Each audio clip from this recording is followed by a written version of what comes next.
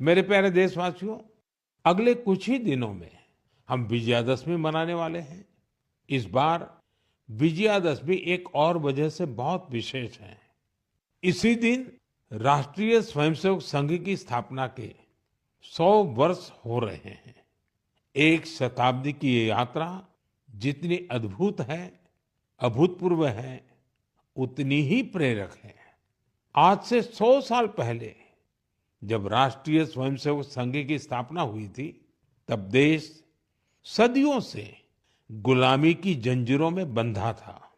सदियों की इस गुलामी ने हमारे स्वाभिमान और आत्मविश्वास को गहरी चोट पहुंचाई थी। विश्व की सबसे प्राचीन सभ्यता के सामने पहचान का संकट खड़ा किया जा रहा था। देशवासी हीन भावना का शिकार होने लगे थे। इसलिए देश की आजादी के साथ साथ ये भी महत्वपूर्ण था कि देश वैचारिक गुलामी से भी आजाद हो। ऐसे में परम पूज्य डॉक्टर हेडगेवार जी ने इस विषय में मंथन करना शुरू किया और फिर इसी भगीरथ कार्य के लिए उन्होंने 1925 में विजयादशमी के पावन अवसर पर राष्ट्रीय स्वयंसेवक संघ की स्थापना की। डॉक्टर साहब के जाने के बाद परम पूज्य गुरु जी ने राष्ट्र सेवा के इस महायज्ञ को आगे बढ़ाया। परम पूज्य गुरु जी कहा करते थे, राष्ट्राय स्वाहा इदम राष्ट्राय इदम न मम। यानी ये मेरा नहीं है, ये राष्ट्र का है। इसमें स्वार्थ से ऊपर उठकर राष्ट्र के लिए समर्पण का भाव रखने की प्रेरणा है।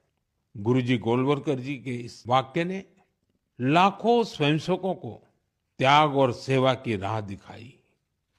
त्याग और सेवा की भावना और अनुशासन की सीख, यही संघ की सच्ची ताकत है। आज आरएसएस 100 वर्ष से बिना थके, बिना रुके राष्ट्र सेवा के कार्य में लगा हुआ है। इसलिए हम देखते हैं देश में कहीं भी प्राकृतिक आपदाएं, आरएसएस के स्वयंसेवक सबसे पहले वहां पहुंच जाते हैं।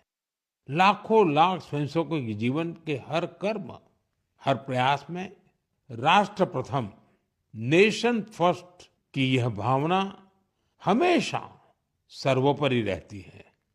मैं राष्ट्र सेवा के महायज्ञ में स्वयं को समर्पित कर रहे प्रत्येक स्वयंसेवक को अपनी शुभकामनाएं अर्पित करता हूं।